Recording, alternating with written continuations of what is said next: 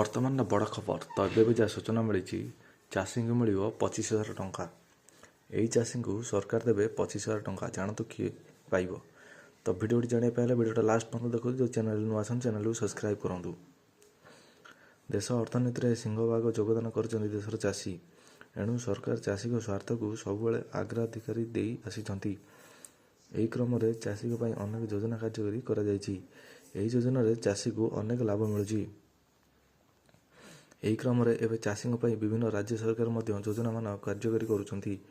ଏହିସବୁ ଯୋଜନା ସମ୍ପର୍କରେ ଚାଷୀମାନେ ଜାଣି ସହ ପଞ୍ଜୀକୃତ ହେବା ନିହାତି ଜରୁରୀ। ଏହି ଯୋଜନା ଅଧୀନରେ ଚାଷୀଙ୍କୁ 25,000 ଟଙ୍କା ପର୍ଯ୍ୟନ୍ତ ସହାୟତା ରାଶି ପ୍ରଦାନ କରାଯାଇଛି।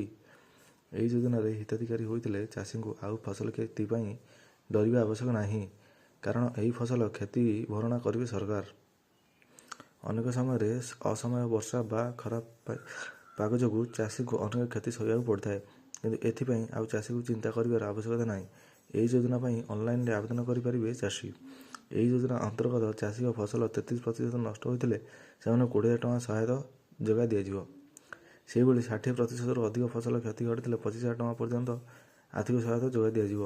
ଖାଲି ସେତିକି ନୁହେଁ, ଏହି ଯୋଜନା ପାଇଁ କୌଣସି ସମୟସୀମା ରଖାଯାଇ ନାହିଁ। ହିତାଧିକାରୀ ଯେତେବେଳେ ଚାହିଁବେ ସେତେବେଳେ ଏହି ଯୋଜନାରେ ପଞ୍ଜୀକୃତ ହୋଇପାରିବେ। ଗୁଜରାଟର ମୁଖ୍ୟମନ୍ତ୍ରୀ କିଷାନ ସହାୟତା ଯୋଜନା କାର୍ଯ୍ୟକାରୀ କରିଛନ୍ତି।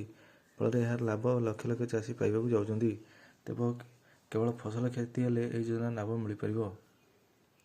ଏଥିପାଇଁ ଅନଲାଇନ୍ ଆବେଦନ ପ୍ରକ୍ରିୟା ହେବ। ଗୁଜରାଟରେ ଏଭଳି ଯୋଜନା କାର୍ଯ୍ୟକାରୀ ହେବା ପରେ ଏବେ ଅନ୍ୟ ରାଜ୍ୟମାନଙ୍କ ମଧ୍ୟରେ ଏହାକୁ କାର୍ଯ୍ୟକାରୀ କରିବାକୁ ଯୋଜନା କରୁଛନ୍ତି କେନ୍ଦ୍ର ସରକାର। ତେବେ କେଉଁମାନେ ଯୋଜନାରେ ପଞ୍ଜୀକୃତ ହୋଇପାରିବେ? ଏହି ଯୋଜନାର ଲାଭ ଉଠାଇବାକୁ ହେଲେ ସମ୍ପୃକ୍ତ ଚାଷୀ ଗୁଜରାଟର ମୂଳ ବାସିନ୍ଦା ହୋଇଥିବା ଆବଶ୍ୟକ।